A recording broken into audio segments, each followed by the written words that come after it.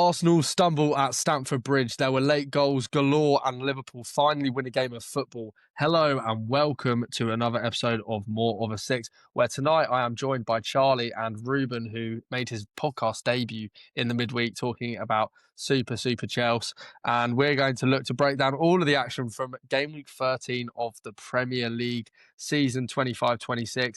And where better place to start than the last game of this weekend's action, as a top-of-the-table clash saw Arsenal stumble and drop points to Chelsea, despite the Blues having just 10 men after Moises Caicedo saw red for a late challenge on Mikel Merino. Chelsea took the lead through Trevor Chalobah, but Merino popped up with an equaliser to ensure Arteta's side held on to what is now just a 5-point lead at the top of the table. We'll go to you, Reuben, as the Chelsea fan, and of course you were at the game. Talk to us about the game, about how Chelsea played, about how Arsenal played, just everything we need to know. Yeah, I think it was a good game to watch. It was exciting. The support was there, similar to the Barcelona game. However, without the European singing section, the songs did die down, but the excitement was still there. Arsenal's support, pretty shit. They were loud at the start, shouting Arsenal to the substitutes, but when the game actually started and it wasn't going their way, they were pretty quiet.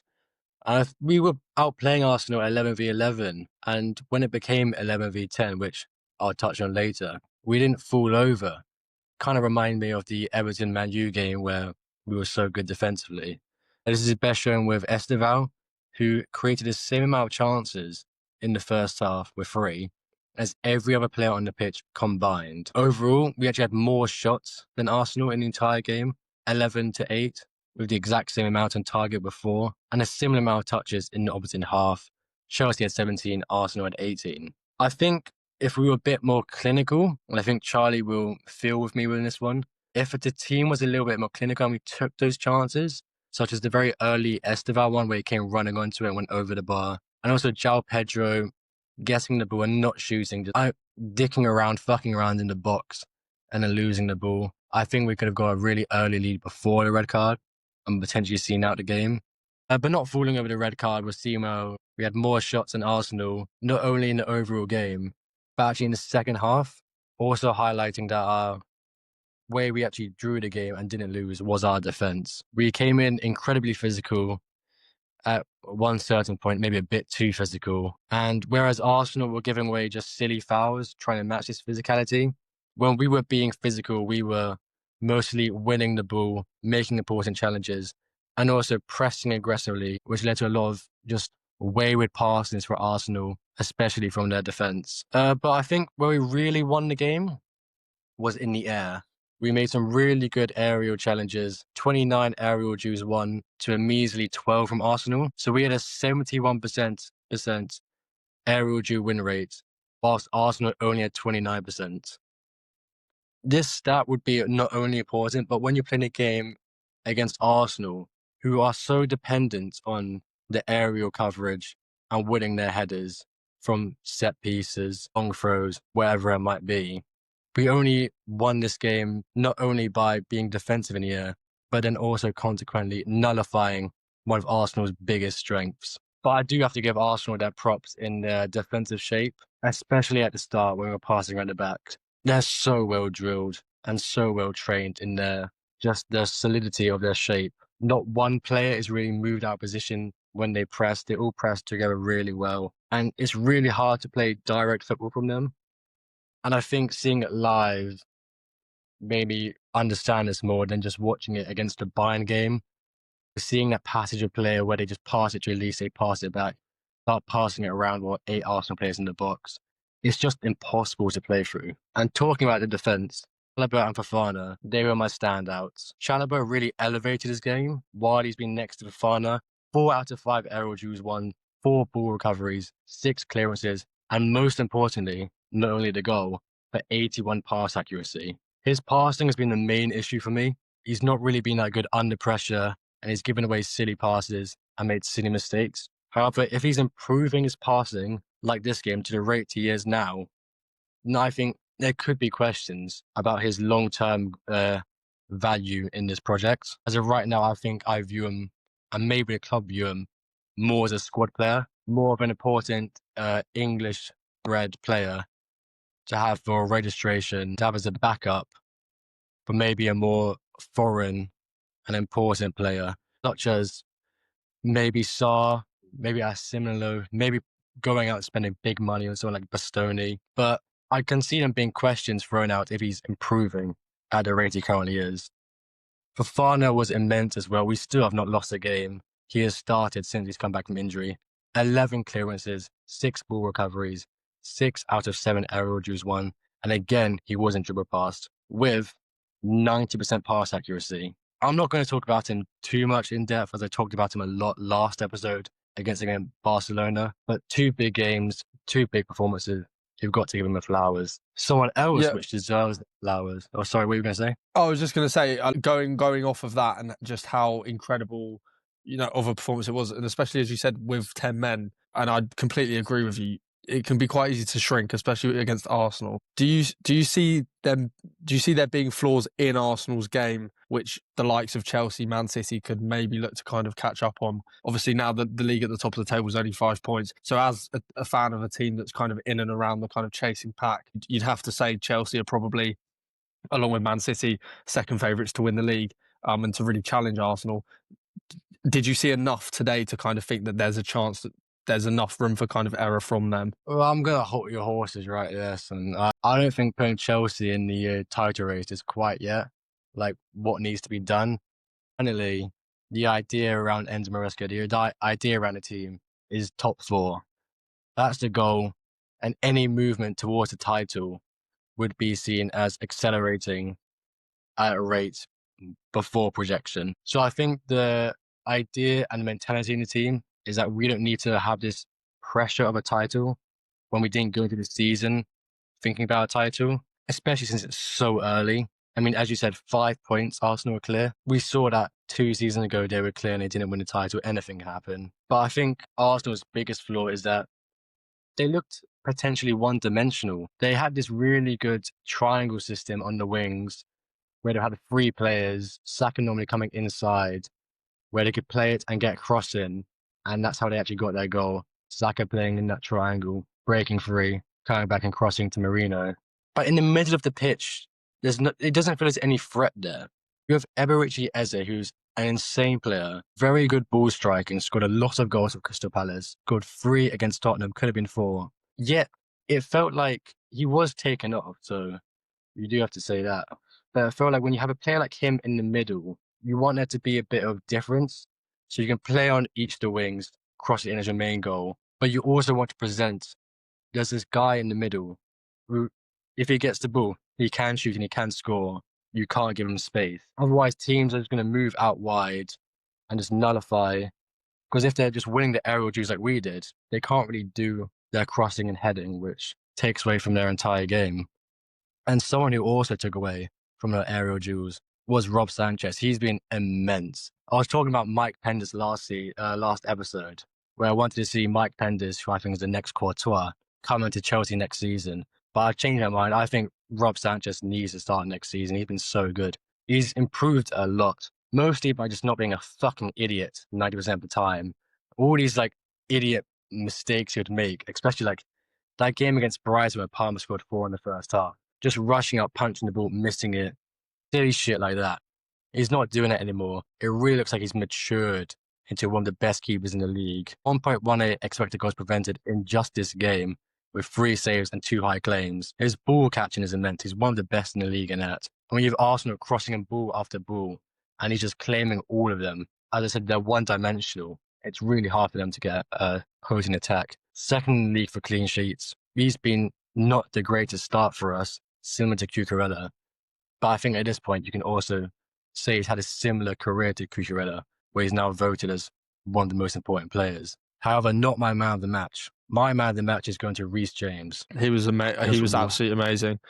I know that he's struggled with injury a lot, but I've never seen him kind of dominate, especially in the early moments. He was winning so many fouls and he just looked like a pace and a cut above everybody else on the pitch, to be honest.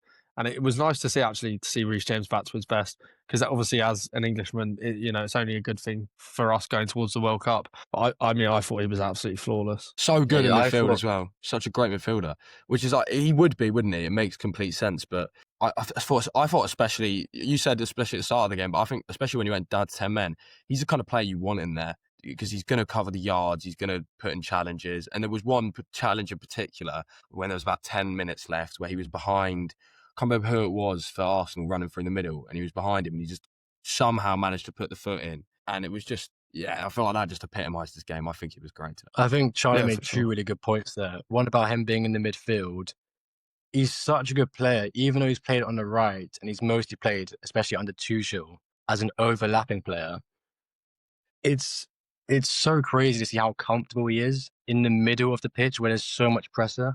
Rice, Zubimendi, Lewis Skelly / Calafiori, because they got switched off, and Marino, and yet he won 100% of his ground duels. It's really impressive how comfortable and how mature he looks. And then your other point about, you need him in a team. He's not only a captain that can lead by voice and by speaking to his team and bigging them up, but also by when something goes awry, like the red card, which I'll touch on just really quickly. He's someone who can step up a level and show his team that is still in the game, that there's nothing to worry about. He's there. It's all calm. It's all under control. Those are the type of captains you need. And quick little fun fact, he's now got 20 Premier League assists for Chelsea, more than Ashley Cole now. So I think that just shows not bad his going. level. Yeah, no, We know how completely good agree Ashley with Cole you. was. Exactly. I think that might be the most well prepped reaction to a game we've ever had on the podcast. So Reuben, I actually genuinely thank you for that. We're gonna go. Go for it, mate. Go for it. The red card. I need to talk about the red card. Yeah. Go for it, man. Fair enough. Anthony Taylor, he had a bad game. He gave so many yellow cards at the start of the game because he thought he was trying to not only make it a little bit about Tim, but he was trying to be big and intimidating. Challenges going in, no, I'm not having that yellow card. You're not having that. But then a few minutes later, when a similar challenge happened, he wouldn't give a yellow card because he was scared of giving too many yellow cards out, especially to players who are already on a yellow card. So they kind of gave him this predicament where he doesn't know what card to give out or if he should give a card out. So I think that kind of led to some unrest in challenges and also some unrest in the fans. Also, the red card, I think it's one of those red cards where if it's given, you look at it, especially as a Chelsea fan, you can say, yeah, he's coming late. Yeah, he's stood on him. It's a red card. But also when it's not given, you can also maybe understand why it wouldn't be given. Yeah, he's coming late, but the studs aren't up. He's connected with his foot and ankle. It's not like there's no foot, no ankle. He hasn't dived off the floor and there was a ball to be won. Bentancur's challenge on Reece James this season was identical, but didn't see a red card. So it's just about consistency. I think that's the problem, isn't it? That is the problem. Yeah. I think Caicedo's even definitely is a red, right? I think that's a red. But I think Bentancur's I'd agree. Probably is. I think Bentancur's probably is. But the thing is, if one is a red, then the other should be. And if one isn't a red, the other shouldn't be. And I think that's everyone's problem with VAR at the moment, is that and these kind of decisions, that they're not consistent. And yeah, for sure. And we've had that problem. Everything else. We've had that problem with refereeing VAR all season long, haven't we? Anyway, we'll let Charlie have a little turn to let his feelings be heard about Palace 1, United 2. I won't speak too much on this because I've already done my Palace podcast with Luke, and we spoke about that in plenty of depth for about 45 minutes just on the Palace game. Palace's missed opportunities came back to haunt them once again, which is becoming really the theme of Palace's season. When they hosted heavyweight strugglers Manchester United, Mateta scored the game's first goal from the penalty spot after his initial effort had to be retaken due to a double touch, the first time in the Premier League that rule has ever been implemented. But Palace could have and probably should have been a couple of goals better off by half-time. Ultimately, though, they weren't. It was just 1-0, and 2 set pieces from Manchester United saw them run out 2-1 winners, 2 goals, which Dean Henderson should have done better with, and ultimately just a very disappointing day for Palace once again. Charlie, thoughts on the game? Obviously, you were there. I mean, quickly from me, just it's just embarrassing for me. I think missing that as many chances as we do, we've missed the most big chances in the Premier League this season, and You know, who knew that when you miss big chances, it comes back to bite you? What did you make of the game, mate? Well, I think it's a combination of 2 or 3 things now at this point. I feel like it's becoming inevitable, especially when we have a European game midweek, that by 45 minutes we just have no energy. I was saying to Dad, who was sat next to me, I was saying to him, the last 5 minutes of the first half and the entirety of the second half, that game was being played at a friendly pace. Like it didn't look like a Premier League game. When we were sat, it didn't feel like a Premier League game. The atmosphere was dire. It was just flat. I think part of that is also the 12 o'clock. 12 on a Sunday. When has that ever been a thing? It just makes no sense. But the thing I really noticed about this game is just the similarities with Thursday night. And obviously, because we recorded the European podcast on Thursday before the game, we haven't really had a chance to speak about that. Our opening goal today was on the 36th minute. On Thursday night, it was on the 35th. The equaliser for them on today even was on the 54th. On Thursday night, it was on the 53rd. The second goal for them was within 20 minutes of the first on Thursday night. Same tonight. It's the exact same formula. Just we seem to be missing all of these chances, and you get the feeling as well. And I don't know if the players are maybe getting this as well, but I was getting the feeling personally. Every chance you miss, I'm thinking this is going to bite us in the arse. This is going to come back to haunt us. We're going to regret this. It's inevitable in the Premier League that it does. I think United weren't very good at all, especially in the first half.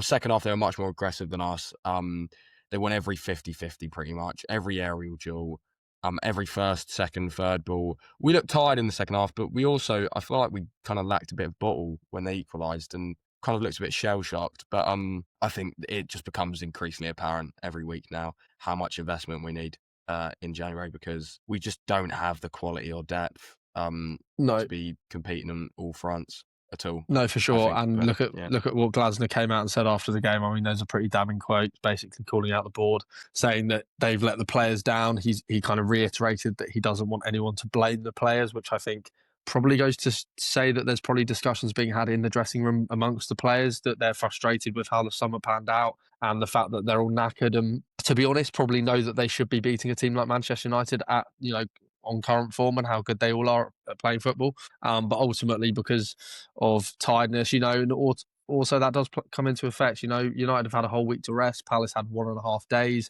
That was Palace's 22nd game in the season. Of course, it was United's 14th because they've only played one game in the Cup before they were knocked out against Grimsby. Lots of factors go into it, but as I always say with Palace, when it doesn't go well, we can dilly-dally on it for a long time. Right, I'm just going to kind of fly through a couple of the results that we're not going to touch on too much. So, firstly, Brentford versus Burnley. It was just a routine win for Brentford, to be honest. Igor Thiago scored another brace. I think one penalty, one non-penalty. So he keeps scoring goals, although I still don't think he's very good at football. Once I've gone through the other two games, either of you can kind of jump in if you disagree with me on that. Brighton won 2-0. Who cares? And then Villa managed to scrape past the first relegated side of the season, Wolverhampton Wanderers, 1-0. I mean, Wolves took the lead. It was denied by VAR. And then Boubacar Kamara popped up with one of the most unbelievable goals I've seen this season, to be fair to him. It just absolutely slams the shit out of it from the edge of the box. Crossbar and then delicious little goal. Anything to say on those games, or does anybody want to try and jump in and defend Igor Thiago? Igor Thiago, mate, I'm actually not having it. I'm not having it. I don't care if it's pretty. I don't care if he looks like a donkey sometimes when he has a ball. I don't care if he's not very technically gifted. 14 games in all competitions this season for Brentford. 12 goals. That's outrageous. He's not a good player. He's not. I'm telling you now. I don't care. You chuck him in a big. Do they count differently whether they're penalties or not? No, of course they don't. But he's not playing for anyone else. I don't think he's not playing for anyone else. He's playing for Brentford. He's doing what he needs to do for Brentford. I think he's having a great season. And on Brighton. Oh, wait, no, never mind. No one cares. Come on. But lost their 7-0 last season. How are we flexing? We can all agree that Wolves are just gone, can't we? I mean, Reuben, can you I've asked every individual guest we've had on. Do you think there's any way? It's like the most challenging question at the minute. Do you think there's anything Wolves can do to survive? Or are they're relegated already? I think the only positive Wolves can see from this season and potentially the transfer window at the end of the season is that they might get a little bit of money for Strand Larsen. I think that's the only positive they can look at their squad in the season. And also on Igor Thiago, I'm directly in the middle of both of your opinions. On one hand, I think he's okay as a goal scorer. He's the fastest ever Brentford player to reach 10 Premier League goals for them. So he is scoring goals. He's scoring a lot, but I mean, a large portion of that is penalties. I think I can see him going to maybe not a big club, but moving up to a better Stinks club of Spurs. and just stinking up the gap. He stinks. Yeah, He going to somewhere stinks like of Spurs. and just being so It just does stink of Spurs. 55 really mil, does. and he scores like 2 goals in his first 5 games and then never scores again. That's what that stinks of. And So, like you said, for Wolves, cashing on Strand Larsen's probably their only bet. I mean, it's dire for them. They are 10 points off safety at the minute. They're just I don't think they fucked. played badly today, by the way. I think they Yeah, but created they a fair haven't. amount. But they and keep doing that. I don't um, think they play badly generally, but they just. I know lose exactly. every I know. week, I know. every week. I mean, another positive is Rob Edwards. I guess you're going to have him in the Championship. He's a good Championship manager. They might come Potentially. straight back up. Potentially. We'll look Did you- after a did you- Rocadare for them next summer. Yeah, well, apparently. We'll take Maybe him we'll off their sign him in hands. January. That'd be lovely, wouldn't it? Some actual competition for Mateta. See if he can actually try and start. I still can't believe that Mateta's like throwing his toys out the pram, demanding 100k a week when he's missing one-on-ones constantly every single week. I mean, it's just the most ridiculous transfer situation I've ever seen. Anyway, we'll move on to Sunderland because Reggie Lebree's side came from 2 goals down to win 3-2 as Brian Brobby headed home to earn Sunderland their 6th win of the season and leave them 6th in the league. Bournemouth had taken the lead through Amin Adli early on after a superb lob from Tyler Adams beat Richarlison's effort against Arsenal for the longest range goal this season. But Enzo Lefebvre scored a penalty and it was followed by a low-driven Bertrand Traore strike. Who knew he was still knocking around, especially in the Premier League, to equalise. And, of course, Brobby scored the winner. Sunderland, Charlie, probably our favourite team outside of Palace this season, I think we might agree on in terms of how well they're doing and how much we're praising them. Thoughts? I mean, they're 6th. A newly promoted side being 6th after 13 games, especially considering the kind of the narrative around newly promoted sides just kind of being foddered for coming up and going straight back down. What do you make of them? Well, I mean, I think it's almost fair to say, it's almost like territory of being fair to say that they're probably safe. And they'd have to be pretty bloody awful for the rest of the season to go down, right? So, I mean, that's a positive in itself. If you told any Sunderland fan at the start of the season... Yeah, sorry. If you told any Sunderland fan at the start of the season they stay up, they would be absolutely thrilled, wouldn't they? So, but look, I don't usually like being wrong, but I don't mind being wrong at the moment because I've said for about a month now that they can't keep it up though. Eventually, they're going to start, losing every week, but obviously they lost last week to Fulham, which isn't a great result because Fulham haven't been great this season, but they beat Spurs obviously last night. Doesn't say much.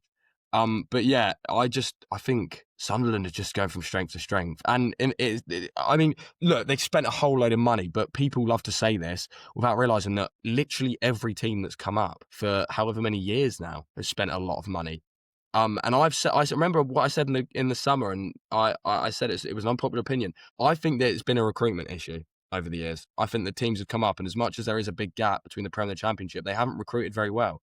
I said that in the summer, and I feel like Sunderland have kind of proved me right to an extent because their recruitment has been unbelievable. They've brought in proven pros in Xhaka, Reinildo, Alderete, and they've brought in like young players who kind of get given this stage to kind of like show what they can do. Look at Brian Brobby, who hasn't necessarily been starting every game, but he's scored that really important goal against Arsenal. The winner today, it feels like tonight because obviously our game was so early, but yeah, this Sunderland team maybe actually could be on a European charge. It sounds outrageous, but maybe could be. I don't think it is, and I genuinely think they could be. Now, obviously, we don't have Kyle like normal as our Spurs fan, so I'm actually going to give the floor to Reuben for the next game because, of course, calls for Thomas Frank's head have grew ever more fierce, I'd say, as Spurs again fell defeat against, this time, Marco Silva's Fulham. A specifically shit display, you'd have to say, from goalkeeper Vicario led to further booing and jeering from the home fans, which Frank obviously did not react to very well. Reuben, even if you just want to have a little giggle, what did you make of Spurs? What do you make of Spurs, other than the fact that you probably don't think they're very good? What's your kind of...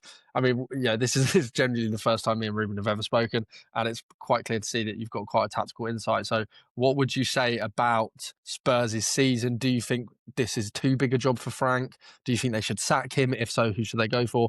Just talk to me. Even if you just want to, like I said, just have a bit of a laugh. Yeah, There's no risk there. I've written down really quickly some notes about the other games, like Igor Thiago's stats. Brentford seemed to do well. Palace should have buried Man U.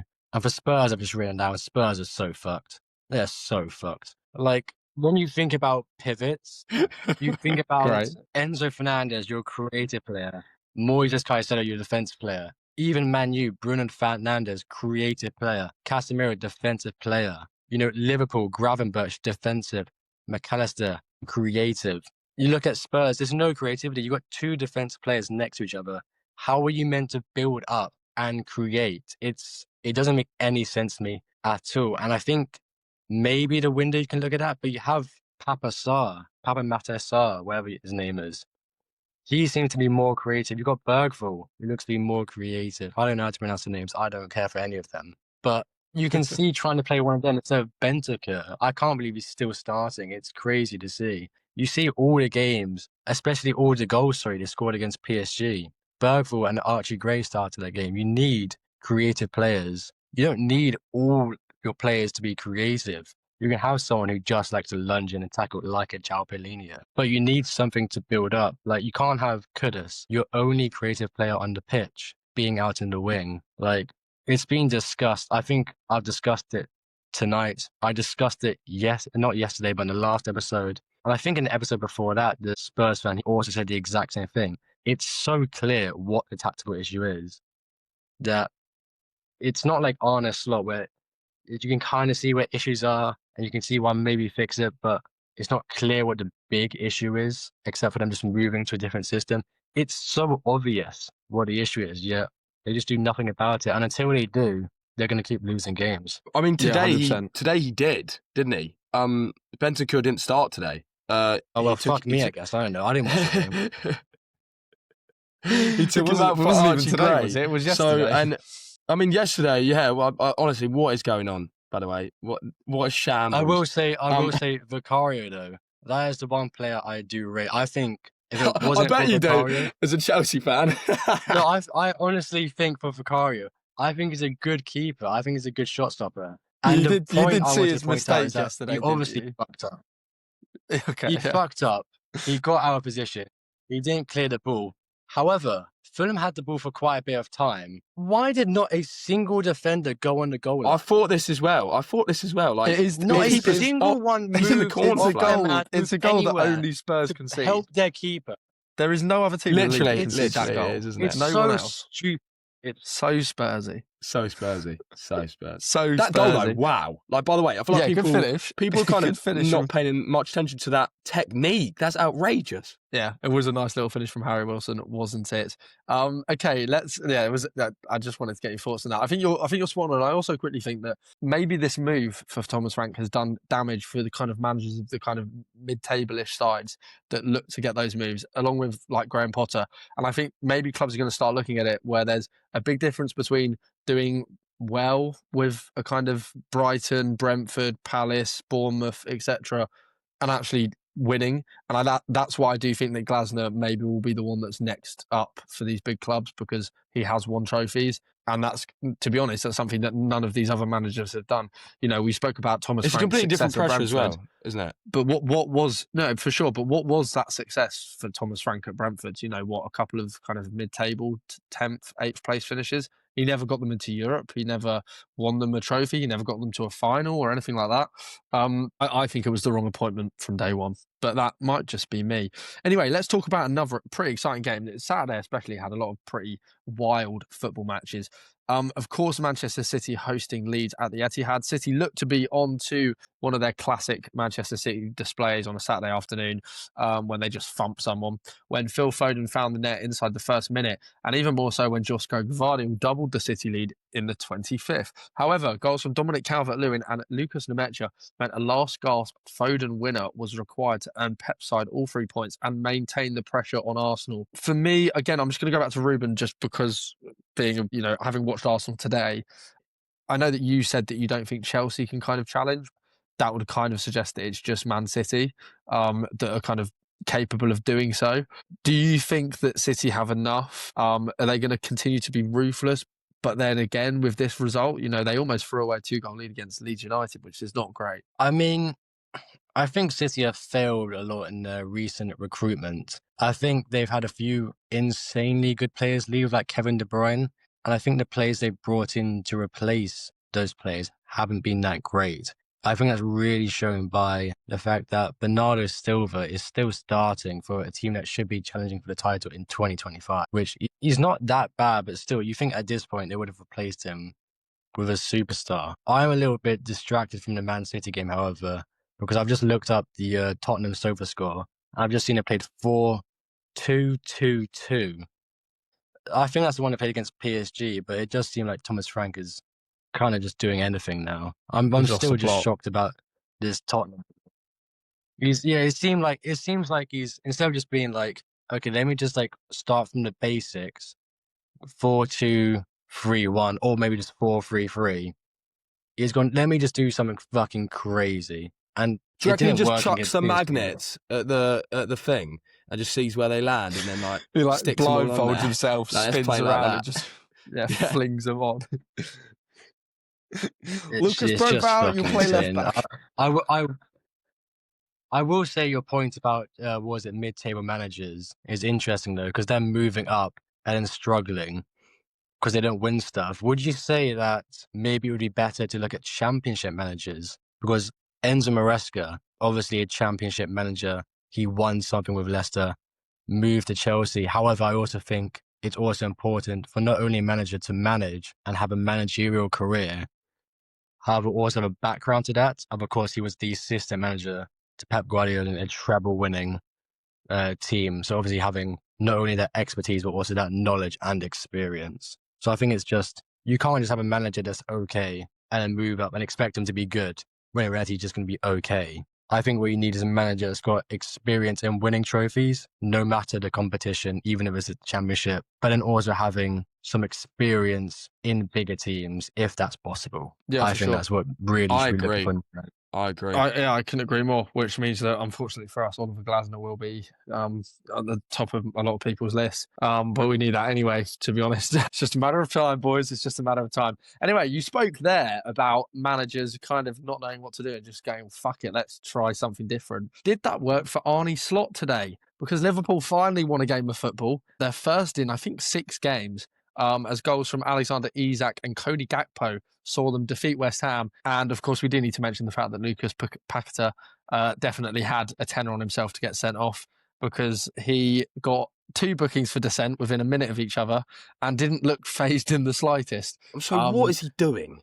He's What is such he an doing? absolute bellend, isn't It he? genuinely, by the way, I know you made the joke, but it genuinely looked, right? There was a moment where you could see he had like been pushed away and he was like, all right, okay. And then it looked like he, like, as he was walking away, he was like, oh no, fuck, I've got that tenner on. And he turns around, storms back over and starts shouting again. It's like, what are you doing, mate? What are you doing? He had his national teammate trying to stop him, a player on the other team. Yeah, Alisson. What are you doing? Yeah, just an absolute joke. But let's actually talk about the football side of it, because, you know, West Ham have been on a little bit of a turn of form. They're kind of starting to lift themselves away from the relegation zone. Of course, got the win against Newcastle recently.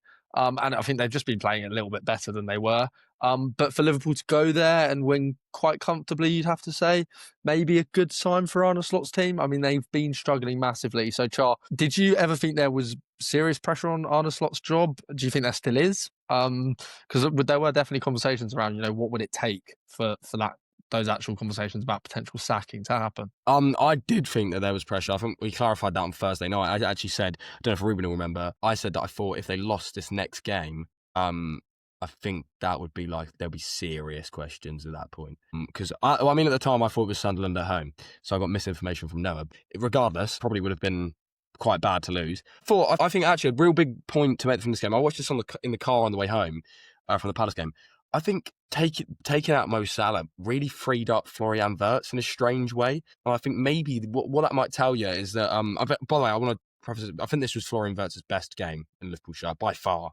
Yeah, Couldn't agree more. He was really, really good. And I think part of that, maybe the right-hand side, maybe Salah's not been, you know, putting enough out there this season and, you know, pulling his weight enough to the point where then, you know, there's more pressure when Wirtz gets the ball because Salah's not making enough runs and blah, blah, blah. Because Szoboszlai being out on the right really helped Wirtz today, I think. And he looked so much better. Gakpo had a brilliant game. Lots of positives today. Kirkez was okay. I thought Isak's goal was brilliant. That's so Isak, isn't it? That is the Isak that we all know and the kind of player we expected Liverpool had signed. Such good finish. It's really good for him to get off the mark. But yeah, I just think it's going to make some interesting and uncomfortable decisions going to need to be made by Arne Slot now that he took Salah out and they've got that win. And he didn't even bring him on, which I think is interesting. No, completely. And I completely agree. I think it was Florian Wirtz's best game. I think the way that he interchanged with Szoboszlai, just swapping out, they kind of took it in turns to play centrally and wide. I think he was brilliant. And like you say, Salah's been a passenger for a lot of this season, and maybe dropping him was the right thing to do. It's just taken way too long to finally do it. Anyway, we've got one more game to talk about. To be honest, quite an unexpected win for Newcastle, who have struggled in the Premier League this season, especially away from home. An absolute first half massacre meant they brushed aside Everton by 4-1. And to be honest, the pick of the bunch has to be Nick Valtemada's delicious chip over Jordan Pickford, who had probably the worst game I've ever seen Jordan Pickford have. He's normally pretty solid, and he was shocking. Let's just quickly try and remind myself what that does to Newcastle, lifts them up to 13th above Everton. They seem to have sacrificed their league form a bit. We'll go to you, Reuben, and kind of favoured the Champions League. Do you think that that's maybe a mistake? Because, wouldn't be harsh to say that they're not going to win the Champions League, and maybe the best bet is to focus on finishing again in the European positions via the league. What do you make of Newcastle's season, mate? I think Newcastle it's not really too surprising. You've lost not only your best striker, your best player in recent history. So it's no surprising that they would be struggling this season, doing a little bit worse. I think in the Everton game, instead of looking more at Newcastle's strengths, as it didn't seem so much that they were really doing anything insanely different, anything unique, anything correct. Like for the Valtemada goal, Everton just looked really open. I can't remember who it was, but they had the ball in the wing. Valtemada just looked around. No defender near him, acres of space. Just got the ball, just dinks it over Pickford, who had no help. I mean, just stuff like that. It just was a really easy victory for them. But I think I agree, they're not going to win the Champions League. I think you obviously want to push for the Champions League, as they want to win every game. They want to do as best they can in every competition. But I think it could be maybe down to squad size. I mean, they still have a lot of players from the pre-Saudi takeover. And I think you would have expected now maybe not only would they bought a lot of good quality players like Tonali and Bruno Guimaraes, but they would have strengthened more of the squad players as well, rather than just keeping the ones that have been all right for them for a few seasons. It seems like they need to strengthen just the general reserves and the backups, so that when they do play some of these Premier League games and they do need to use their backups because they use all of the starters in the Champions League games, if they're going to favour that they can still go out and compete and win those games. So I think Newcastle just need to invest a bit more smartly, and they have been buying top quality players for not insanely high prices, like a Chelsea, for example. But I think they just need to spend a bit more time buying a few cheaper assets just to help support those main, more expensive assets they care so deeply about. Yeah, I couldn't have said it better, mate. Actually. I just want to note that a lot of Newcastle fans are really not happy about Lewis Miley. I've seen a lot of stuff online about how maybe just it's maybe not, maybe I'm fair on him. I saw a couple Newcastle fans on Twitter just saying that he maybe just isn't. I feel like he broke into the team when they were quite desperate, right, for a squad player. And I saw a couple Newcastle fans the other day on Twitter, and it was referenced on the radio as well last night when I was listening to the end of the first half because I was driving. I think maybe a lot of Newcastle fans thinking as though he was a player that kind of played out of necessity, and now he's being treated as if he is just automatically at that standard. And I don't know, maybe the kind of lack of squad depth, like you said, Reuben, means that they have to. But I think the main thing to take away from Newcastle is their away form this season has been awful in the Premier League. Atrocious. They've not won a single game away from home before yesterday, and they've not played the team in the Big Six. They drew away at Villa, drew away at Leeds, drew away at Bournemouth, all 3-0. They lost away at Brighton, They lost away at West Ham, lost away at Brentford, and then beat Everton. So before this win, they hadn't played many decent sides, and they'd lacked a win.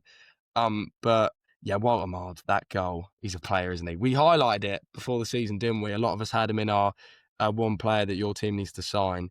I feel like we knew how good he is. I think my main takeaway though is how sad I am that I brought in Malik Chow on Saturday morning for FPL, and I forgot to sub him in for Senesi, and he got 2 goals. That is Huge football L. heritage.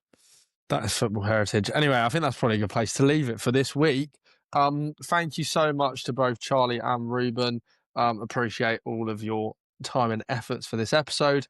As always, if you are watching on YouTube, remember to like, comment, and subscribe. And if you're listening on Spotify, rate us 5 stars. Let us know what you thought. And also, of course, drop the pod a follow. We're probably going to be back again in the midweek for a little Premier League midweek show. And I think because the UCL show that we did quite well with the other boys, with, of course, Charlie, Noah, and Reuben.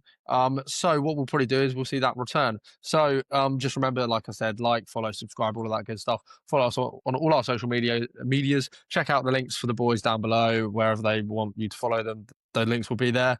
And we will see you again in the midweek. Thank you very much for watching, and goodbye.